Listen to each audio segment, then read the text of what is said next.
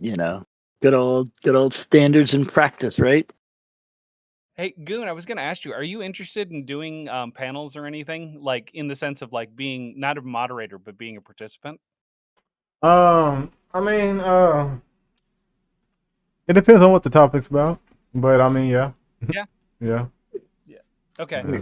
I'm just wondering because like I do moderator work over for Lethe Waterkai, and I was wondering maybe Oh possibly wow, if you okay, okay, want to okay, be in any of his panels. He has them every Wednesday evening. okay.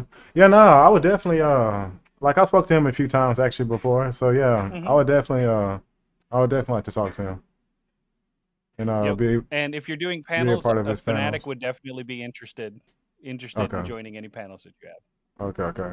Yeah, no, I've always like I always like talking to Fanatic. He's a very interesting person.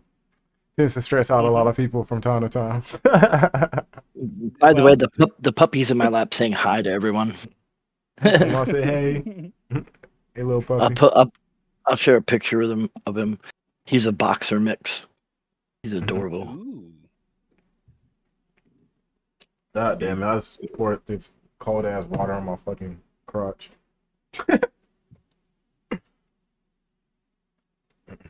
All right. Let's see. Is the discussion? Yeah, I was doing a whole bunch of help for Lethe with panel creation and stuff for him. So I'm a little bit more politically connected within the Twitch politics space than Okay. I Okay. than I was beforehand. So uh, I can move people around if you need help with Okay. that. How is Twitch been, by the way? Is it still pretty active or? uh, Yeah, it seems like everybody's kind of like moved into factions more than anything. Like there Yeah. isn't really as much crossover between conservatives, there isn't much crossover between the left, and there isn't as much crossover between the moderates. It just seems like everybody's kind of like s- uh like funneled themselves into their camps and Into their then like tribes. Yeah, and that into their kind tribes of and people just stick with talking points. It's kind of gross and disgusting. yes, and Yeah, I like posted the like pics in general chat, by the way. yeah, no, and right. that's very unfortunate because like the conversation can only go so far at that point, you know. Right. It was kind of like the discussion that what is it that Captain Casual and I were having right there about Trump would have devolved to 12 different ways into what is it into like party bullshit. Had there been like other people from different groups in this call. So Okay, we need to landmark this moment. Kung Fu Fundamental mildly agrees with me. I think that needs to be noted for the record. yeah. I see, I So I'll see chalk Kung that up Fu as a win. in the chat. Hey, well, here's the other thing. And this is the thing that people should keep in mind, like moving forward when it comes to Trump, when it comes to like the loans and stuff like that. If Trump was screwing over just some random business person or some random group with these loans, no one would bat an eye. But the fact that he screwed the banks out of money, that's But probably he the didn't big really thing screw the that banks Yeah. out of everybody's money. The banks negotiated with him. The banks agreed to the right. terms. No, but what I'm saying is that like with the fact that those loans, what is it? They didn't get the higher interest on those loans, and what is it? And Trump, what is it? Won out of those negotiations for not paying on those higher interest on those loans. He pissed off a lot of banks. Good for him. Screw the banks. Oh no, but I get that. Now I understand that sentiment, Yeah, but the how thing about we look is at it that from the perspective of Trump was smart enough to screw the banks? How many of us can say we've done that? right. But Yeah. the thing is that when you screw the banks, You're gonna have you whip up a recoil. hornet's nest. Yeah. You definitely gonna have some There's gonna pushback. be recoil.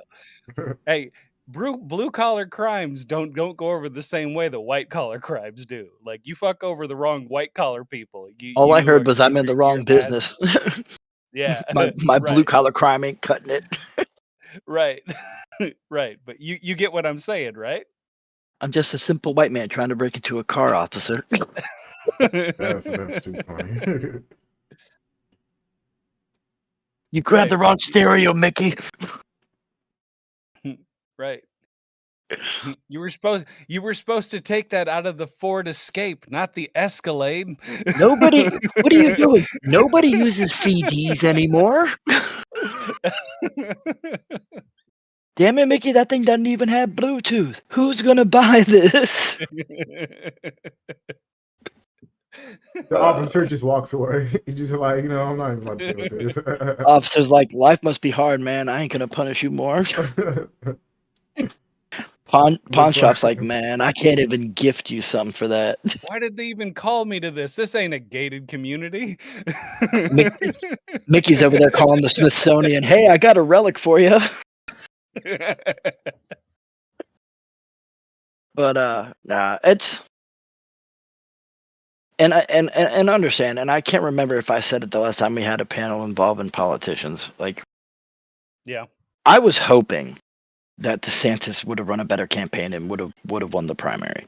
I was surprised at the durability of Trump in the primaries, just because of how Mhm. long he's been in and all the controversies, and there are many common sense conservatives that have a problem with him coming back into office. But at the same time, if it becomes clear that the choice is between well, not even that the choice, but it becomes clear that if it looks like somebody's going to make it across the finish line, then people tend to funnel behind it just because they don't want to be caught with their dick in their hand, so to speak. And I think that DeSantis just did not do enough to capitalize on the distinction between him and Trump. Well, And I think he let's let Trump also take the lead in terms of the commentary and the headlines, and he just couldn't recover from it. honestly, I think that like DeSantis fully embraced the go woke, go broke movement like way too fucking much for way too fucking long. And also he had the charisma of a mayonnaise sandwich. Well, And okay. that No, so that's also played actually an into that interesting as well. conversation on its own. And this, I think this is a good conversation. I kind of wish we had some more people that would be as animated about it, like Jill and who not. But Yeah. is it really, uh, like, if we really think about it, is it that important for a politician to be, seen as bombastic and dramatic and popular and all that? Like, what is the value, right? And we'll take 4 candidates, okay? Mhm. Let's take Obama, Trump, Yep. Clinton, and DeSantis. Okay. Okay, so they kind of fit in their own categories, right? Trump and Yep. Obama were celebrity presidents, and if you don't think Obama was a celebrity president, you weren't paying attention for his 8 years. Yeah, no, I know. I get you with that. I do. And then you have Hillary Clinton. Sorry, I should have been specific. Hillary Clinton and Ron DeSantis, who were very, we'll call it policy driven, not about the show and the glitz and the glamour, right? Yeah. Now, Clinton did make it further, but that's because the other side of the aisle on her side was an old man, semi-socialist but semi-capitalist, didn't know what he was doing. In Bernie Sanders. Well, On the other, huh? I would say that Bernie Sanders was more focused on grassroots and would not cuck to the DNC. Well, he did kind of cuck to the DNC because he ran under the DNC. Hey, he did, but what I'm saying is like his policy positions wasn't in line with what the DNC wanted. He did find out a cruel lesson in socialism, though, when all of his votes got pulled in with Hillary's. Yeah, well, He didn't learn the lesson, but he got taught one. But anyways, yeah. but and it's a good example of these 2 stark contrasts in personality, right? And while Clinton did make it further, it was evident that she was not driving the vote out. And Correct. Strangely, Trump, while being more bombastic, did not drum up the level of votes, say, some of his predecessors did. Correct. Why am I forgetting a person's name when I need to remember it the most? Reagan? No. Who was it who ran George- against?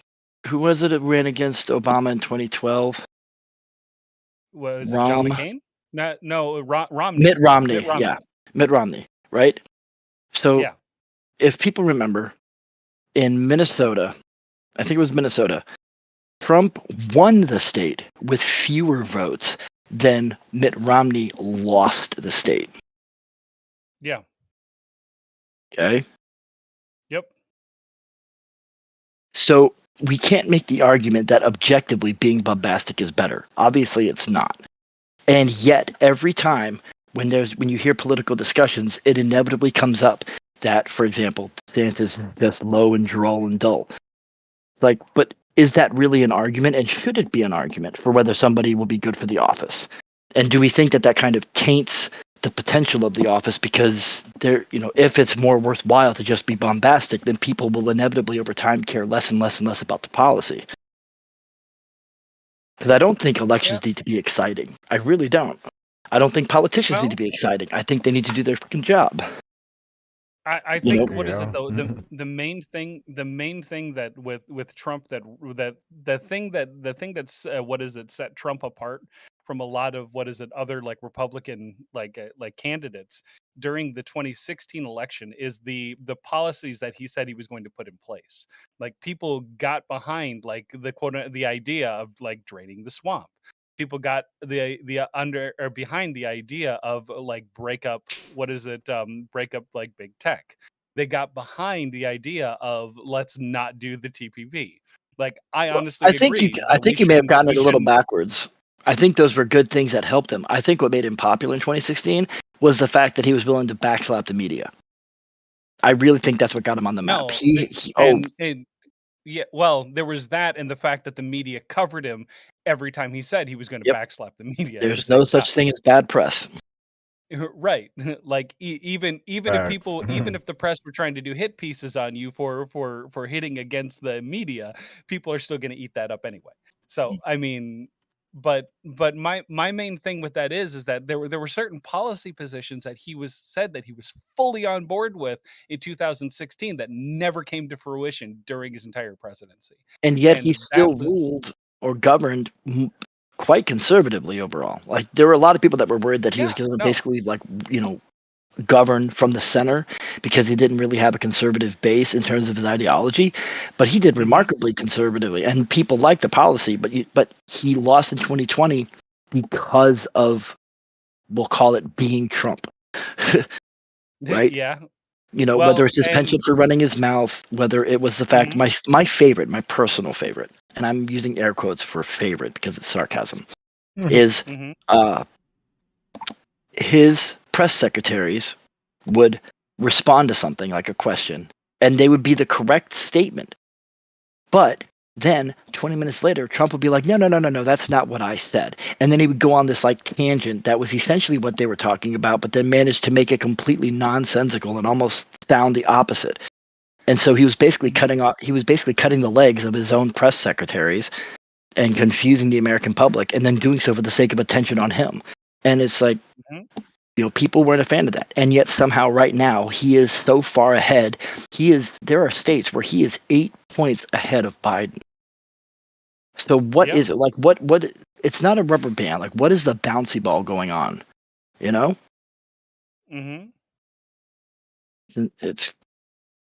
what is it? One of the other things was Trump's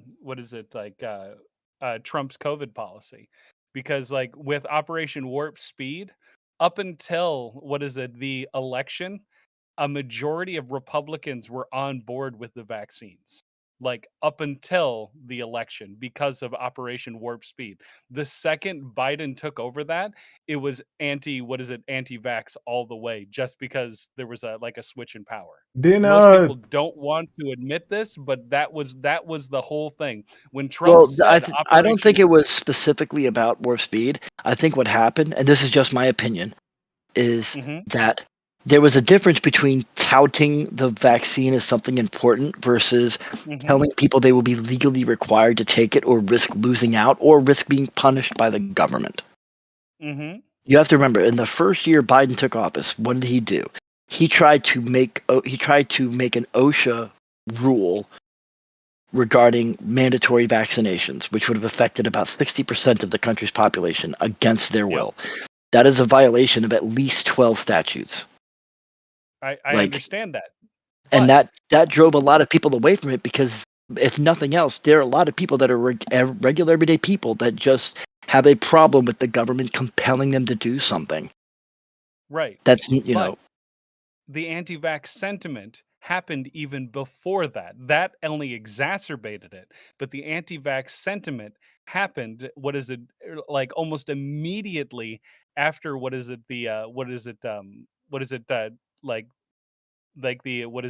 election finished.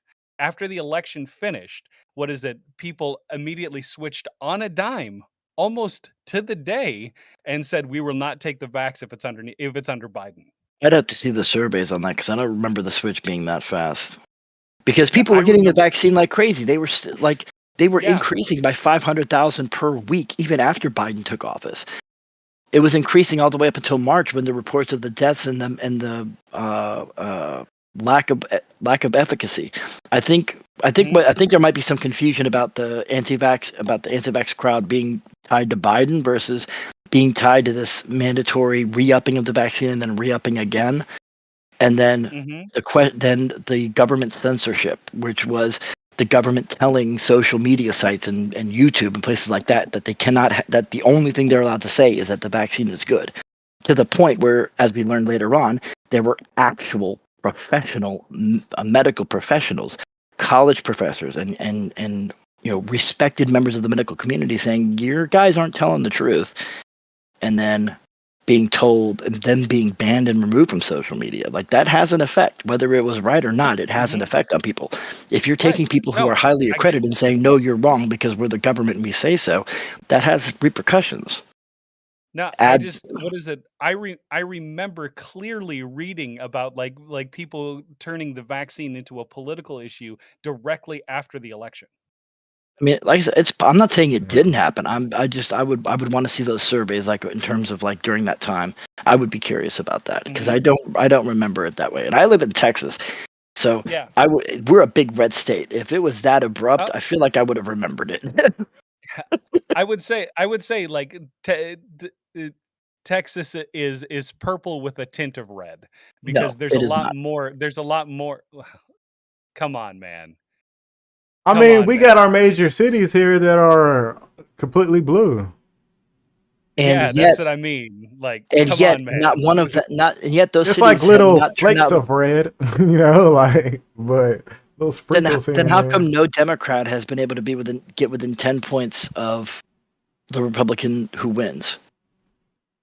If it was that blue, how is Greg Abbott Are you talking on a office? state level? Like, are we talking on the federal level? I'm talking state and federal elections. I'm talking about state and federal elections. Well, congrats. okay. Austin's mayor and attorney general are blue, but Abbott is red. Most of the regional politicians are red, and it's not even really close. Yeah. Well, all I'm going to say is, like, in 2016, it was a lot more purple than it was red. It's gotten a lot more red since then. But the idea that it can't turn back to a battleground state, I think is like it will never turn back to a battleground state. I think is a little bit of foolish thinking if you think it's that secure. I think it's pretty secure. It would take an awful lot. Although, to be fair, people thought Florida was going to be a battleground state for decades, and yet the last 3 elections, it has just gotten more and more and more red. Miami-Dade County went red. Who would have thought that? But at the same vote, they put a ballot measure up to raise like minimum wage in Florida, and Florida like overwhelmingly voted to raise the minimum wage to like above $15 an hour, which is Kansas like, is a red state, but they voted in a they had a ballot measure for allowing abortion. So I think individualizing issues. but Well, they also voted yeah. in a blue governor at the same time too. So like they have a Mm, Democratic governor right now. no. What we're saying is politics is complicated. Yeah, politics. Well, state level politics is a lot more complicated than federal politics. Yeah. Trying to look through states through the lens of only a federal view is kind of hardy compared to looking at a Hey, what is it I still state have a level hope that we can turn California red. At some point, they're going to learn the lessons. politics. Hey, Hey, people forget NorCal is pretty yes. red. Yeah. no, No, you're NorCal is definitely pretty right red. about that. The way you had well, all I'm gonna say is like if California were to change, like if California were to get rid of corruption and they were to get rid of and start like cracking down on real estate policy, I'm pretty sure you could turn California red. I'm also pretty sure if California, if they managed to turn California red, no Democrat would ever win national office again. Yeah, probably. I mean, like, well, you'd have to go back to the 70s or not even the No, 70s. What was it when it was 80s. under Reagan took Cali. well, didn't Arnold Schwarzenegger run as a Republican as well, and wasn't he the No, governor I for said nationally. I was talking Oh, about national nationally. politics. Yeah. Oh, national politics. Yeah. I think Schwarzenegger left a bad taste in Californians' mouth. Truth Yep. be told, and I'm not even sure he was really that bad. I think that just he came into office at the same time that there were a lot of radical social shifts, and I think it just was poor timing. I mean, he didn't. Yep. There were some bad decisions he made, and I'll be the first to admit that. But I don't think they would have been bad enough to have a general population vote against him, other than the changes that were already happening locally. So, Right. yeah, that was unfortunate. Right. I just don't think that in all honesty, and I think that that California is fucked regardless of who you put in there, just due to how the real estate market and the energy market works inside of California. I think the corruption is too fucking deep for anybody to fix that, regardless of what party's in there. I feel the same way about New York. Oh, with real estate? Yeah, definitely with real estate. But like California has a twofold with energy and real estate. Yeah. How is it that California talks about trying to be at the forefront of renewable energy, but Texas produces more wind and solar than they do? I think it has to do with like space and utilization more than anything. Like when you look at Texas, especially when you're looking at like Western Texas, like the amount of like with rainfall, cloud cover, and the amount of like open space that's available there in Texas, there's a lot more. But when you're looking at California, especially in Southern California, you're not only dealing with with like mountains and hills and like an area, you're also dealing with fault lines and earthquakes at the same time. Yeah. Yeah, but isn't California sunny like 10 months out of the year? It is, but you also have to deal with like terrain. You also have to deal like different types of terrain. Whereas like Texas has a lot of flat land, like a Yes, lot of we flat do. land, and they do not have to worry about a lot of flooding. They do not have to worry about earthquakes and natural disasters as much as California does, especially when it comes to wildfires and other things like that. We do have tornadoes, though. Yeah, but tornadoes are hit and miss. I mean, tornadoes. Yeah. It's easy to recover from a tornado. It's a lot more difficult to recover from an earthquake or what is it like You've flooding. clearly never seen a house destroyed by a tornado or a town My literally family lives in fucking disappear. Kansas, man. Oh, yeah, I would say that. We keep them like pets. Like okay, like but you could. the tornado warnings go off. We go outside and go to see where it comes from, where it's coming from. Like Right. everyone's outside But looking. On the other side of it, can you really make the earthquake argument if not for the fact that you have Los Angeles, San Francisco, and San Diego right along the fault line? Like, is it because of the high population and thus the high level of structural damage? In the same way that Yeah. hurricanes aren't getting worse, it's just more people live in Miami, and so everything is more expensive when it's destroyed. Right. It's just that like when you're looking at like using like solar, for example, if you have like an entire solar field set up and there's a sudden shift in like the ground, like where the fault line is, even if it's a matter of inches, you could totally disrupt an entire like area where you Hmm. would have what is it, like solar panels, for Mhm. instance. Like Also, doing hot do take: solar yeah. panels are actually really dangerous to local birds. Why? Like, So, supposedly, like they fry them out of you, the sky or something like that, well, right? do you understand how a solar panel works for the energy that it's not storing? So, because they Yeah, have to doesn't be it polished so radiate? highly, well, it's more than that. It's the magnifying glass effect. When you're Oh burning ants, yeah, yeah.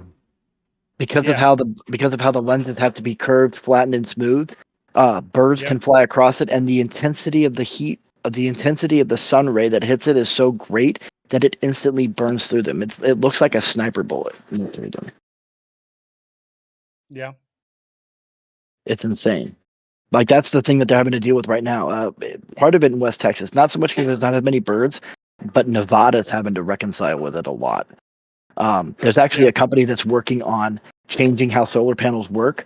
They figured out that if you angle it differently and use a different material, you can actually recover about 75% of the wasted heat that comes out the bottom of the panel. So you get refracted heat from the ground.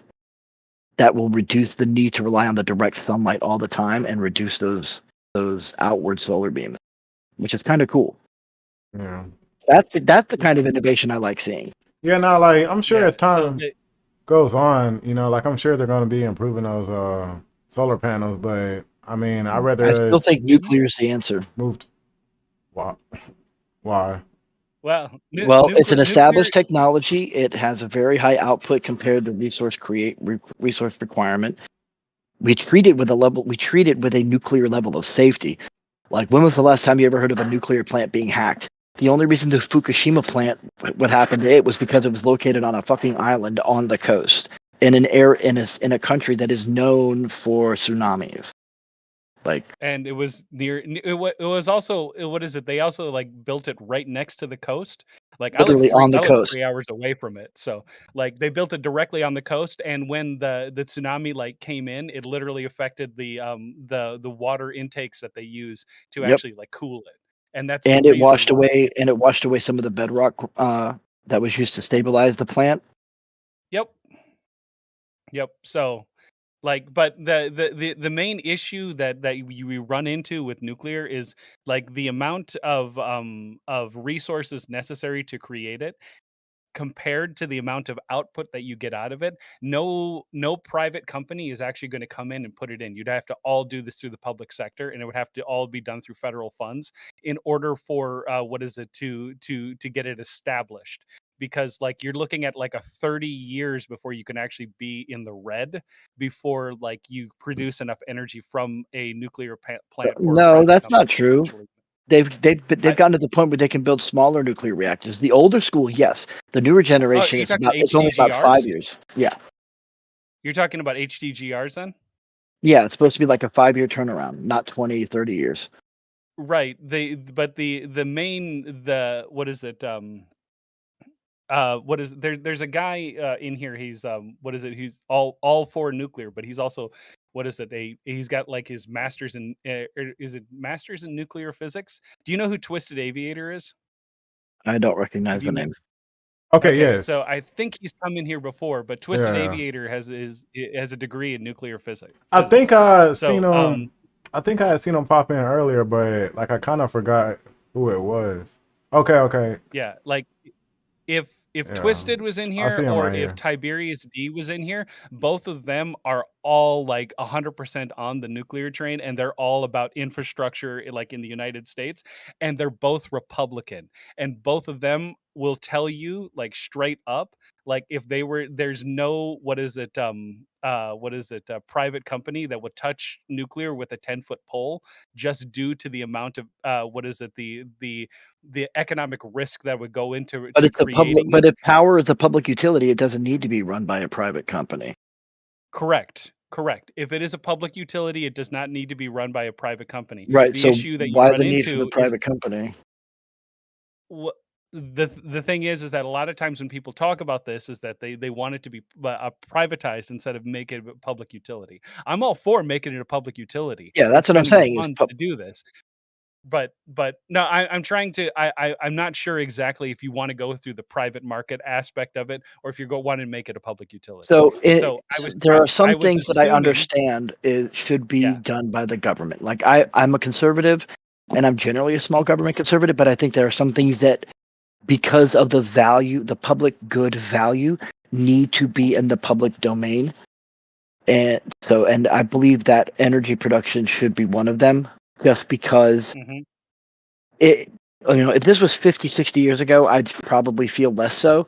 But the way our country runs and the power demands and our attempts to transition to other forms of energy at the local level, like for cars and housing, I think that Yep. the amount of power that we need as a nation and even as different states requires it to not only be a public utility, but in many cases a federal public utility, except for the matter of regulations that pertain to different regions. Like, one of the things I do like about ERCOT is that they were not subject to some of the same bullshit that the national power grids were. Yeah, it kind of screwed us when we had a once in a Give me 1 century second, storm. guys. Okay. I'm about to go down to the verification room to verify this guy real quick because he's trying to get on the panel. All right. All right. Okay. All right. I'll be right back.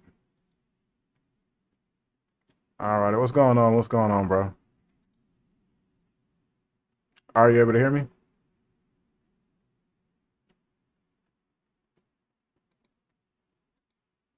Hello?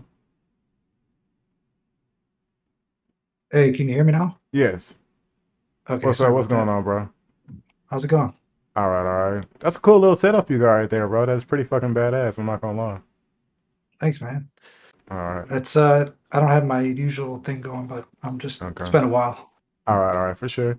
But yeah. So you're just trying to get on the panel and just talk to us tonight. If that's cool, yeah. Okay.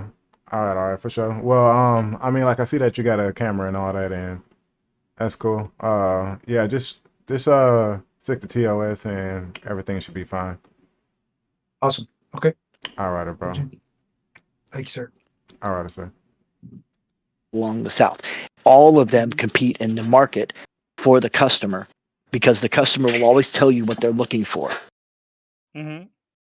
And because, like, a good example, somebody who's 19 years old, 20 years old, young, healthy, they don't need an all-encompassing policy like what Obamacare made you do, right? And so maybe these insurance companies start tailoring programs like extra value meals. It's like, it's what you need, it's the minimum, it'll cost you less, you won't have as much coverage, but you're not likely to need it. Maybe like a simple catastrophic plan, right? You're more likely to break your ankle doing something stupid than you are to have lymphoma or an age-related, issue.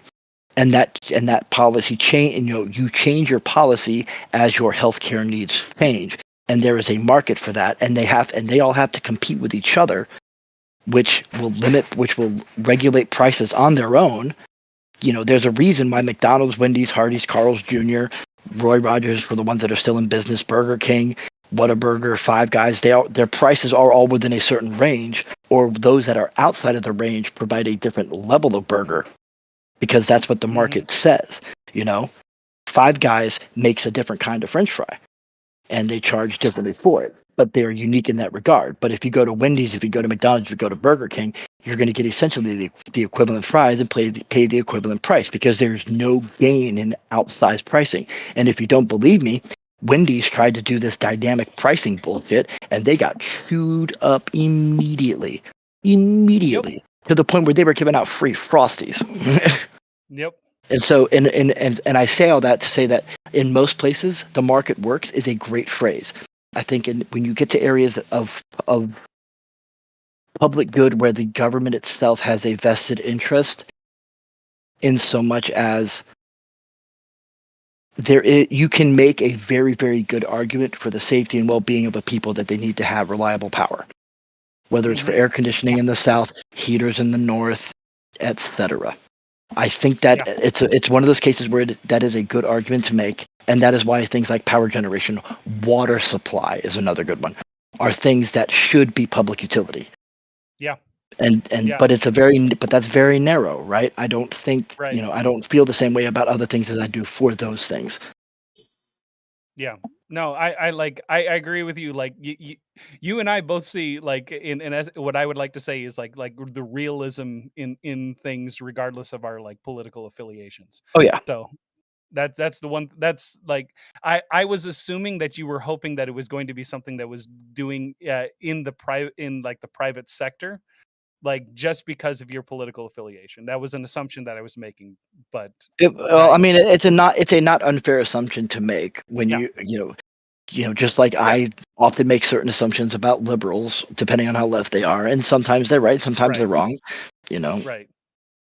But it is what it is. But that's why I felt the need to explain it as specifically as I did, because I wanted to make sure that that we understood that I do have these opinions on this, but it's over here. But there are some things that you have to be honest about, where what you get out of it, what needs to go into it, and who can provide that. And it's really weird to say that power is something that you need the unlimited federal dollars to invest in. So I wouldn't want the government to take over Intel, for example. But at the same time, for as much as we don't want the it's the same. It's really weird. We don't want not really weird. We don't want the government in Intel, but we're okay with Hong Kong government or the Taiwan government being involved in microchips. But we're not okay with China being involved in microchips. But we're okay with this and that. It's just kind of a funny game that you're talking like semiconductors. Yeah, or like the actual, semiconductors and microchips. Yeah. So TSMC is the primary provider of chips to personal computers and military hardware. Yep. Which is why China wants Taiwan so bad. Yeah. All right, guys. So we have a new person in here. What's your name, by the way, bro? Hey, what's up? You can just call me Beyond. I guess Beyond Polarity is my name. Okay. I remember you now. All right. Yeah, no, just go ahead and feel free, to join the conversation whenever you want to, bro. Appreciate it, man. Is there a set discussion? I don't know too much about energy, but the energy discussion was with regard to government. So we were discussing about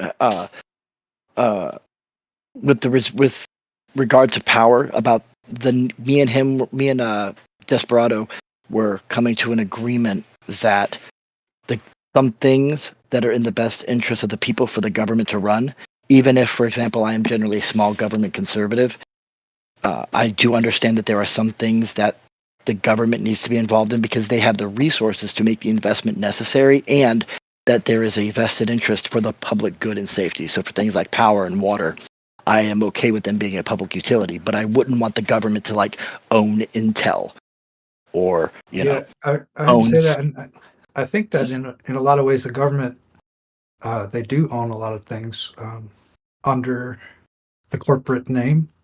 Like there has been a merging of the two for a long time. When it comes to contractors and military contracting. Well, I mean, there are like insurance companies and everything imaginable, power companies, chip companies. They're integrated into the government. Well, I wouldn't say they're integrated, but they have a higher interest in government function because, for example, TSMC supplies so many chips to the U.S. military. They're kind of but when you say ownership, I'm talking about who's making the decisions, right? Is it the CEO? Does the CEO have meetings with people in government? I'm sure. I don't know about meetings with the government. Being able to do government activities under corporate banner is that you get a little bit more secrecy. Basically, you can do things that aren't as open. I think I'm not sure if as an example, I don't think the government is having lunch with the CEO of TSMC. But I think what does happen is that the government says, "Hey, you want to make chips for our military? There are some rules we're going to have to follow, and not just with regard to the chips you make for us." Because they do have an interest in, for example, TSMC not also making chips for China, or certain things for China, or certain things for for governments that are seen as an opposition to our ideals, call it. I see. I guess we differ on that. I think that they're not just having lunch; they're basically one and the same. I I don't think it's think kind of an that illusion that I'm sure there are that's some really companies that are bed nail to the government. Yeah, I think it's far I fewer would. than people think, and I think I was going to say. I think that if TMSC, is that what it yeah, is? The TSMC, Taiwan Semiconductor TS Manufacturing Company. yeah, TSMC were to cut contracts with the U.S. government, I think that they would start selling to like the U.S. government's competitors, and then the U.S. government would no longer have like a Yeah, line the to companies them. still have the power to. Yeah, But what they get out of it is the almighty U.S. dollar. And obviously, right. most companies want to chase the U.S. dollar. Huawei was a great example of that. It's the most fiduciary responsible thing to do. Yeah, well, the importance of compute right now. Everybody understands. Most people understand how important it is, and which is another reason I'm why sure China has a vested interest, and why the U.S. government also has a vested interest. Because right now, China controls 80% of the rare earth minerals that Yeah, are used in that technology, in most of the the new belt. technology. What is it? The Belt and Road Initiative is actually pretty fucking scary if you're Well, looking at raw so, materials. but here's the thing. I think that's a misconception. There is value in the raw materials. I think the Belt and Road Initiative is simply about influence, not even manufacturing. Uh, I think it's their push on influence. Well, see, the thing is like I think that they're using the influence as a means of like what is it, securing the raw materials. So No, like because the material is in their country in Russia. The vast majority of rare earth minerals are geolocated in that large continental shelf area. The influence is about increasing trade and increasing other countries' reliability on China as their main importer or as their main exporter. So, okay, for example, like China invests in Zimbabwe infrastructure, right? yeah, There isn't a whole lot in Zimbabwe that China really needs. But if they go in there and then say something's happening and they're also investing in other countries, they then have the ability to put pressure on Zimbabwe because they're supplying so much to Zimbabwe. It's about it's a geopolitical move for well, no, influence. but here's the thing, like, so as an example, they could go into like someplace like Mali, or they could go into someplace like Ghana, as an example, and they go in and they do all this like these loans, they give out these loans for all this infrastructure. Because of how like the governments in a lot of different African countries are set up, that the agreement that they make with one government, the second that government like changes, like they now like are like that other government now is like they have to make like a separate agreement with like the new government almost, in a sense. But with how the loans are set up, like the amount of money that they're taking out in loans for all this infrastructure, they're not able to pay it back. So because they're not able to pay it back on time, they have to like basically barter with like access to natural resources in the location. If you know, like Ghana and Mali, they're those areas are known like out in the what is it there the what is it? Their natural resource is gold. If you're going to the Congo, it's going to be something like cobalt. If you're going to like different places like that, all of these things like they need in these locations are used for making like electronics. So Mhm. if they're unable to pay back these loans, then basically China gets access to all of these natural resources for themselves in these countries as a payment for the loans that those countries took out for the infrastructure. That's fair. Yeah, and that is scary when you think of like different some of the largest cobalt. I think the largest cobalt extraction point, which is necessary for creating like computers, necessary for creating most major like smart electronics, is all found in the Congo, in which China basically has like infrastructure influence inside there in order to get all that cobalt. And that's scary. That is absolutely scary if they have control over that, just due to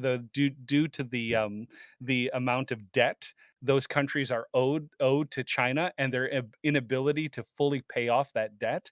That in and of itself is scary if they control all of it. This is like a what is it? It's what do they call it? It's like slow tactics. Like they're moving extremely slow to take control over technology. Which is why I'm glad that the U.S. has figured out that they have rare earth in the United States. They do, but not to the exact same level. Like Um, there is like there's a there is cobalt reserve like in between. Like isn't it like in New Mexico? there's that. There's also the 16,000 acre deposit in Wyoming of rare earth. Which rare earth? Because like there's a few that you need. Obviously, you need like lithium, which I think there's one spot in Africa, and there's another one like I think it's like in Argentina. I think like that has like two of the largest in the world like deposits there for lithium. But when we're talking about like cobalt, I think there's one major place in the United States, and The then there's ones one in other. the ones in Wyoming are the most important ones are neodymium and praseodymium. Mm-hmm. Yeah. What is that I'm used just saying, for? like, Hold on. What is but that used well, for? Let me look what it I'm up. getting at is that if you don't have cobalt, and you don't have lithium, you don't make smartphones. You don't make electronic devices. I disagree. No, I'm just kidding. I just wanted to. Yeah. What's Be in going a on, by the I way, was bro? about to say. Yeah, I I just was wanted about to to say debate. this is physics. This is Give me literal one. Well, physics. if you want to talk um, about the medical uses of a, lithium, uh, Well, Yeah. neodymium Give, is just as important for phones. Doing It's straight dude, I was just thinking phones. about give me 1 second, neodymium. Captain. You know, Give me 1 second, guys. everybody's I'm always thinking about neodymium. You know. What's going on, bro? I appreciate you for joining the discussion tonight. Oh, Thanks what's for up, having Alec? me.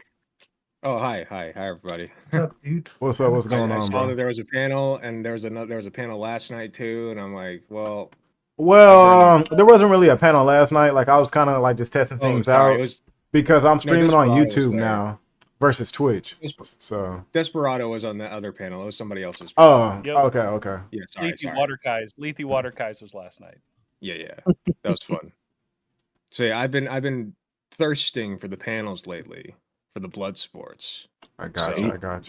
Bring me the hard topics, right? Like what the One Piece is or something like that. I enjoy a good Oh, debate as man, well. I'm just over here petting my puppy, man. No. Just having that conversation. He's asleep in my You lap. let your puppy watch this? That's insane. My puppies like me enjoy spectator sports. Okay, fair enough. Guys, he's asleep. This little motherfucker's dead to the world right now. Mm. Dude, I'm telling you, this motherfucker eats like a bear, and right now he's only 14 weeks old, and he weighs next to nothing. We have a 70-pound lab pit bull mix, and this dude just takes him over. He's putting the 70-pound bitch on his ass, and then just passes out in my lap. Like, I'm done. Oh. Big soft 70-pound lab pit bull lap dog. I take it. Yeah, but that's not who's on my lap. The 14-week boxer mix that has no fear is the one on my lap. All dogs are lap dogs if you let them be. This is true. One of our high school friends had a pit bull husky mix. It was fucking huge. This thing weighed like 90 pounds, and he loved to be a lap dog. Doesn't matter if it's a mastiff or an Irish wolfhound. If it fits, it Dude, sits. I've sat next to an Irish wolfhound. I would fits. not want one of those to lay down on me. I'm good. Regardless of whether or not it would fit, it sits. I would sooner let a Cane Corso lay down on me than an Irish wolfhound. More of a cat person myself. I'm sorry. I like dogs. Yes.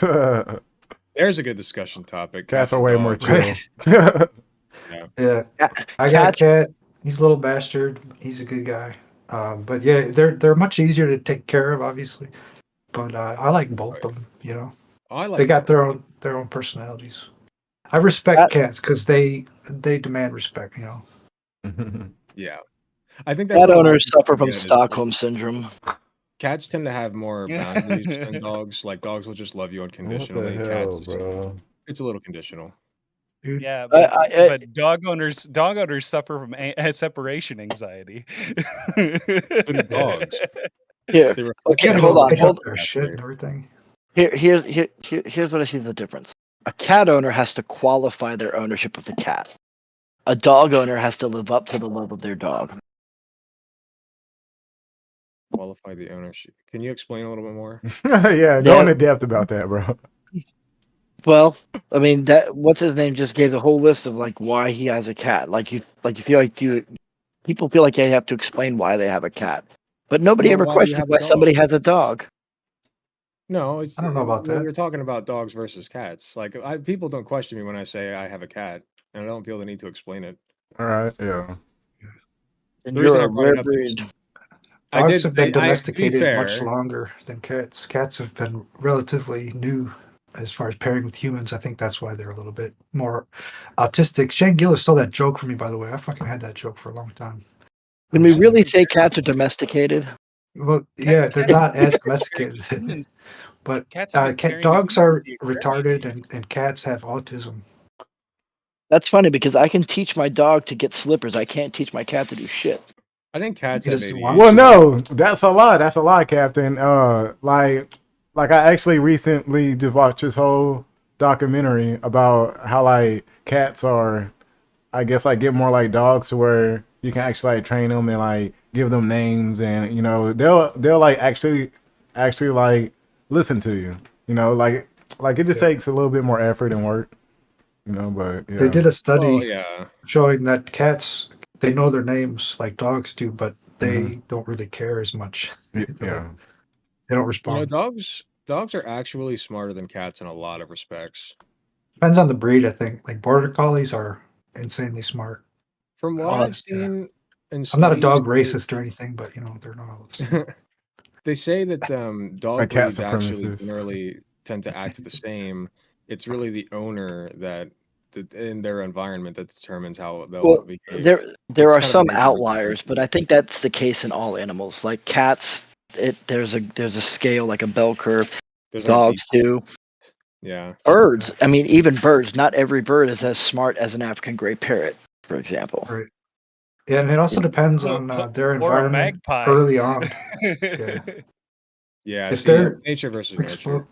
if Yeah. they're exposed to certain things when they're young, they're kind of Well, yeah, set. That's why you have nurture to plays an awful large part. be Like careful. you could have the dumbest African gray in the world. If you don't train them to do the things, then they're not going to do the thing. Yep. You ever see those videos of border collies doing crazy shit? Dude, have you seen the videos of Belgian Malinois doing crazy shit? I've never even heard that. So Oh my God, you need to YouTube Malinois doing crazy shit. They might be the perfect dog, like physiologically and mentally. Well, you just one upped me, man. I was They're going to tell you scary. something. That's better. They're scary. Are they big? No, they're slightly smaller than your average German Shepherd, but they're faster. Their bite is stronger. They're fiercer. They can be trained to do you can train a fucking Malinois to walk across a double tightrope. Nice.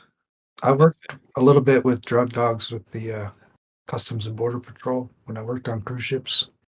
It was pretty interesting watching them work. Oh yeah. They had labs and also German Shepherds.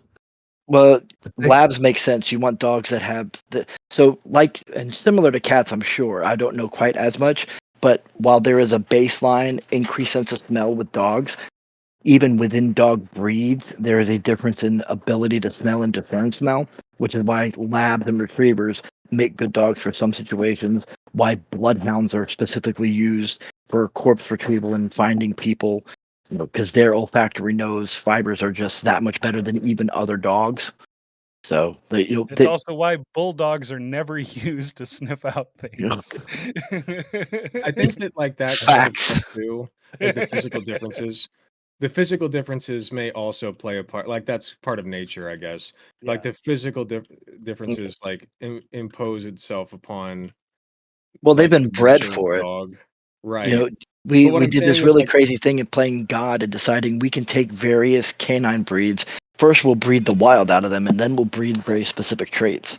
into certain dogs, and then that line just becomes like the line that goes down for 100 years. But like, if my point is, if you were born with like an especially good nose, like you could smell 10 times better than other people, like that would impact how you act to some extent. You know what I mean? Yeah. So that's another like interesting element to kind of consider, because that's kind of both nature and nurture. Because it's not just the smell being better that impacts how you act. It's the fact that it's better relative to the people around you. You know what I mean? Yeah. Like it's an interesting thing to think about. I'm a biology geek. Sorry. It's all right. Huh. Well, and just like, dogs generally don't see in color in the way that we do, but Dalmatians have access to a very large color palette. And Dalmatians have been shown to have favorite colors. Oh, interesting. Yep. That's cool. So, but Anybody most got dogs anything for Ninja's topics? Hawaiian Talking pizza food. is okay. Why pizza's okay? Hawaiian pizza. Hawaiian pizza. pizza. Yeah, So he's basically saying that pineapples on pizza is okay. I see what you're getting to.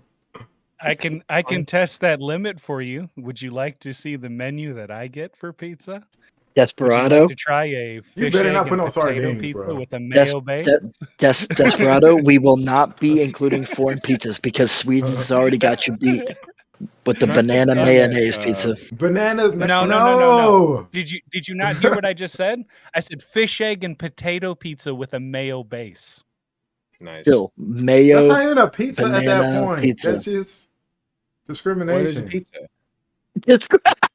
Like, oh my That sounds like God. racism on a pizza. Seriously. Oh my God. Who made you damn. the pizza police? Yeah, it's not really a pizza at that point. It's more like a dessert shaped in the shape of a pizza or Says who? something else, Yeah, Oh, Brazilian what's a pizza is pizza? probably the worst. What's a pizza? Right? It's like, what's a sandwich? Yeah, exactly. Is a hot dog a Hot sandwich? dog's a sandwich. You What? said it's a hot pocket a sandwich. I said a Hot Pop Tart. dog. A hot pocket is a burrito. Yeah. Is a burrito a sandwich? A burrito is a wrap. Yeah. Well, no. it's a hero. Wrap sandwich? A A burrito burrito is considered a Here, now. sandwich, right? Hey, I got one for you. Is a chicken nugget a sandwich? Yeah. Yes. Yes. Maybe technically, but Okay, for real purposes, no. Let's be real. Breaded chicken is the most savage thing ever. Let me take this Hello? mother chicken, skin it, feather it, cook it, and then wrap it in the biomatter of its babies. And then breadcrumbs. Real quick, all right? Biomatter of its babies. All It's the right. most metal food out there. It really is. Chickens are going to get their vengeance one day. We're all fucked. Yeah. Hey, I'm not going to entirely disagree with you. They're pretty closely related to dinosaurs. Yeah.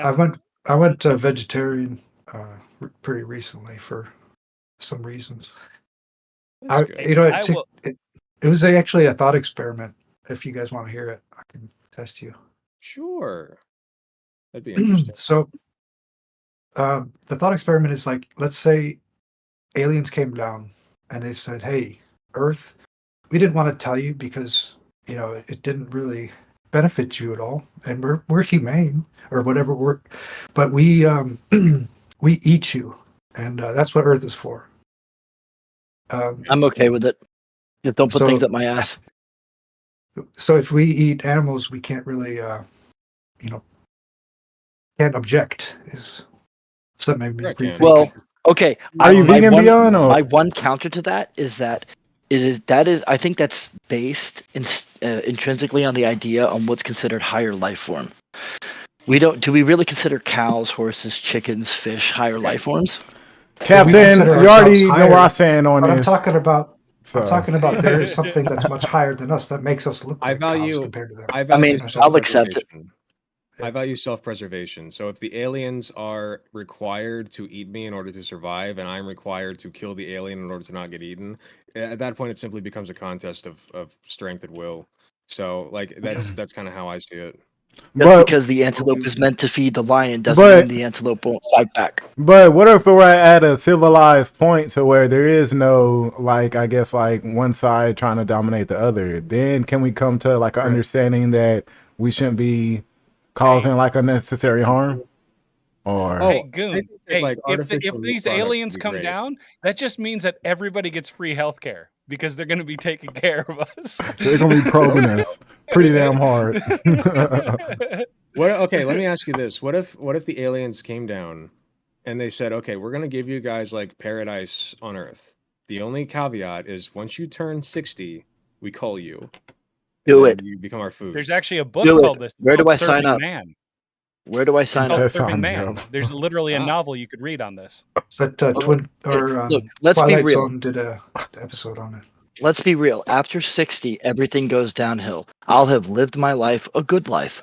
I don't mind feeding somebody You else say a devil. you say that now, but you don't. When you ask somebody who's 60, they're not like, "Yeah, I'm ready to Essentially, go." For the majority, what we're Hey, doing they here. had 60 especially years. They as had 60 technology gets years to make better. something of their life, okay? If they didn't do it at Talk to 60, me. Talk to me So when what you're you're saying 60. is, Okay. okay. essentially, you're trading like 20 to 30 years of your lifespan for a better life now. Is basically what you're Mhm. saying. Yeah, I mean, So that's worth 20 to 30 years of your life, and that's fine if that's how you value it. I'm not But sure. I it's. think it's a really difficult question, to be honest. I mean, I, right well, now the I technology also is don't. advancing so fast. So by the time you're 60, you might be able to. Well, I mean, I don't fear Conversation. death, and I don't have a misconception about the limitation of life, and I've long ago accepted it. Maybe it was because there was a point in my life where, on a day-to-day basis, my life was in actual mortal danger, so I had to come to terms with it Yeah, I at an was about early to age, say. You can and that not maybe fear skewed death my and view. you can not fear Well, death and value life at the same time, You though. can, but you can value life and accept death as a natural consequence of life and still be fine. Like, I'm not saying that I don't care at all about living. I'm saying that there comes I understand that my life is essentially Hey, an Goon, art. I'll be right back. All Okay. right, bro. And there will, I'm gonna drop and down I to the am audience. reasonably All right, bro. sure that I have either reached or am about to reach, very close to reaching the apex of my art. And then after that, it's going to be a downhill, a slow downhill, but a downhill. So there comes a point where I'm like, you know what? I've lived a pretty good life. I've done a lot of things. I'm okay with getting out of here. You know? Okay. that's one thing. It's another thing to be like, when I turn 60, go ahead and kill me. Because I think most people don't, even though they say that when they're young, it doesn't seem so old when you're that actual age. I And mean, I'm speaking as an older person. I'm What almost if they do it? 45, so What if they do it Me ceremoniously and too. like peacefully and like they say, listen, you sign this contract, like we're gonna Yes, take you sir. now. It's gonna be a gentle death. You just like we're gonna put some music on, like All righty. like and make it Yeah. nice. She's It's coming not like outside they right just now. kill you. dude, just make it quick. Fucking All right, bro. pointy hammer to the back of the neck. Boom, game over. Personally, I don't think I'd want that stipulation on my life. I don't think it's worth it. But I think I can see why people would do it though. But how long would you really want that kind of paradise? And I only ask because Oh, I want who it was now it? and Was it forever.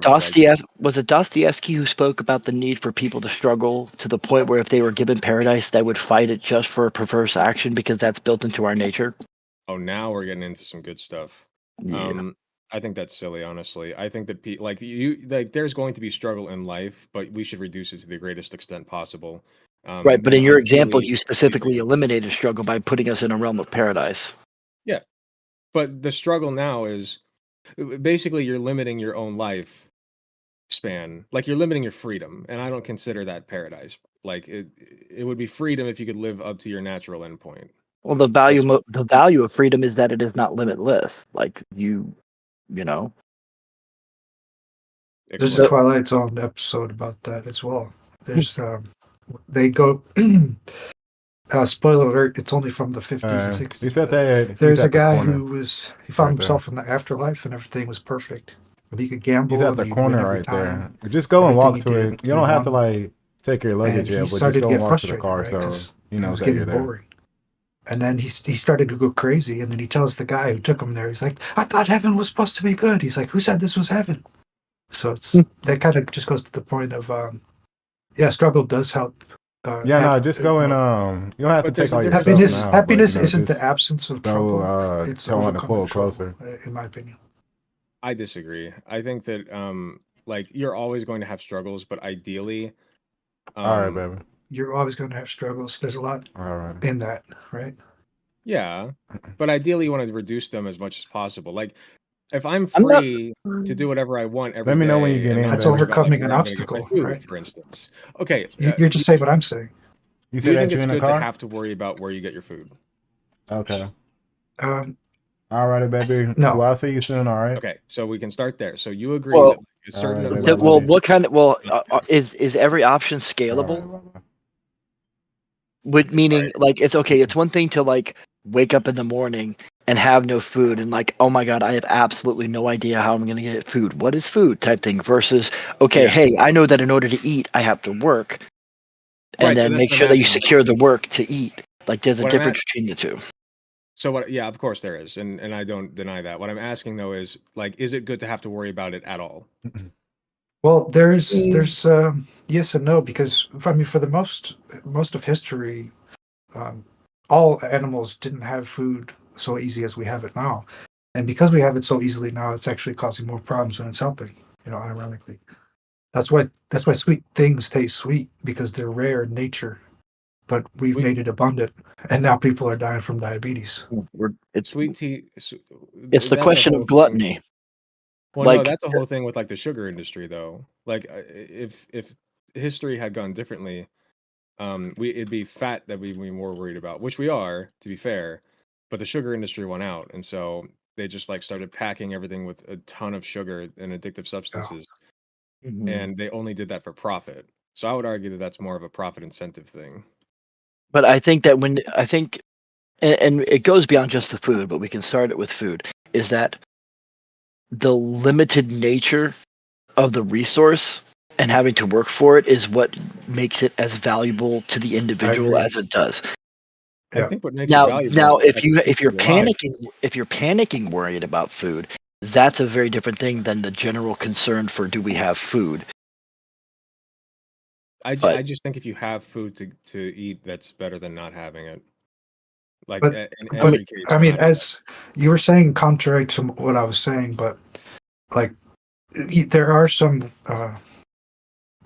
things that you believe are good to have as obstacles, right? Like, Well, when you say obstacles, like I think of that in terms of like, okay, can I get better at this video game, or can I create an art piece that's more visually pleasing or closer to what I want than the last one that I made? I think that progress like that is good. I think that achieving mm, those and being free to achieve those things is good. I don't think that struggling for basic necessities like food is a good thing. but when those are the avenues that you're using, like if an artist's ability to eat is based on the success of his paintings, does that change that? Well, when your ability to eat is based on the success of your paintings, you're going to base that success upon what other people think of your paintings, not what you think of it. Right, So but it's valid. but the value of it determines the availability of the resource at that point. But I don't care about the value. The value is But if you arbitrary. don't, well, if you don't care about the value, then okay. So let's say for the art, do you think that the artist's art would change if his ability to eat was not dependent on the success of the art? Do you think that would have Absolutely. an effect on the quality of the art? Absolutely. I think it'd be going down. Okay, so maybe it's not so bad to worry about food, but it's a No, bad no. thing What when I'm they're saying is, panicking about I think food. you heard me in reverse. I'm saying the quality goes down the more you have to sell your art to eat Mm, in but general. but you said yourself that that the value of the art is on the people who buy it. So so there has to be a No, no, level of no. value and quality. There has to be a level of quality to The provide value to the monetary, person buying it. the monetary value, sure, but I'm speaking about like the incentive value, or not the incentive. What am I thinking of? your own What's the value word? of it, maybe. Yeah, there's a word for it. I can't think of it right now. But yes, the value that you place on it as the artist, and you know, obviously you want to show it to other people and have them appreciate it as well. But appreciating an art piece is different than wanting to buy it.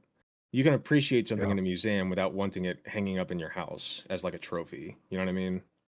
Yeah, it speaks to our consumerist culture when we only Yes. think about art in terms of what it sells for, and also validating ourselves by having other people see it. And as a musician, I struggle with that too. And I learned now just to play music for the sake of having fun, instead of. I hope to make an Well, album that'll give me, and expressing validation or yourself, whatever. Yeah, expressing your inner feelings. Like that's what art's about. It's not about what you can sell to make to get food.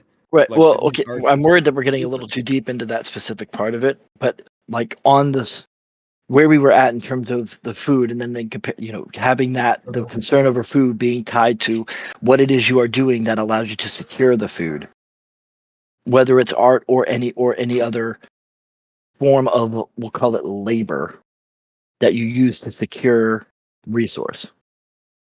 And I think having a baseline level of worry that drives you to complete those tasks and to do so in a way that you have a renewable currency to get those resources is not necessarily a bad thing.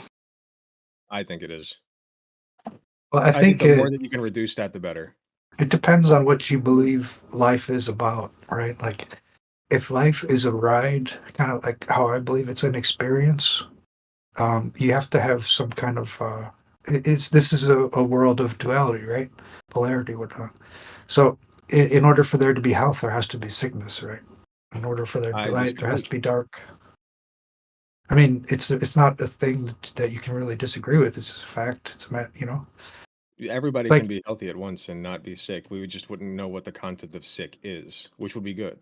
we wouldn't know what healthy is. That's what, right. So that would just, That- it would that- change Well, the nature of that the would be a ride. good thing. Nobody without would be sick, we wouldn't have the barometer to know what Is it good healthy or bad is. to be sick?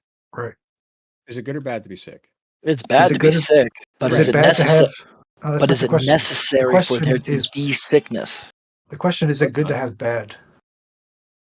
Is it good to have bad? Well, Yeah. that's a very general question, but I think in general, if you could like eradicate all diseases tomorrow, that would be a good thing. Right. Unambiguously a good thing. All right. If you could have everybody get everything they wanted so long as it didn't hurt anybody else, would that be a good thing? Yeah, I think it would. Why not? Yeah, I don't know. What would the world look like in a year if that happened? That's a great question. Didn't Bruce Almighty answer that question? Yeah, that's I where mean, he became God. Everybody But who he was prayed to win the manipulating lottery people. did, but then nobody won. But then everybody won like $5 because Yeah. you can't That's give Think- everybody $50 million all the time. Yeah, if But- everybody has a big dick, then nobody has a big dick, right? Somebody's Yeah. got to have a small dick. Well, how about I just want the dick size that I want for myself? Like I don't have to compare it to other people. Right. Like So wait, does if you does got a that mean 20-incher paradise is individual and not objective? Say that again, sorry. Would that mean that this idea of paradise then is individual and not just objective across everybody? Oh yeah, no, it's very subjective. Okay. Like if you want to hunt for your food, I think that you should be able to. I think that barring the whole animal like cruelty thing, I think if you could like make a digital world where you hunt, you get my point. If you want to being able to do the thing that you want to do without harming other people is a good thing no matter what. I think that's good. Are you a transhumanist? A transhuman, what is that again? I'm definitely down for that shit. I love the idea of humans and like robots basically, becoming one. I love that idea. Yeah. Oh, like transcending humanity? Yeah.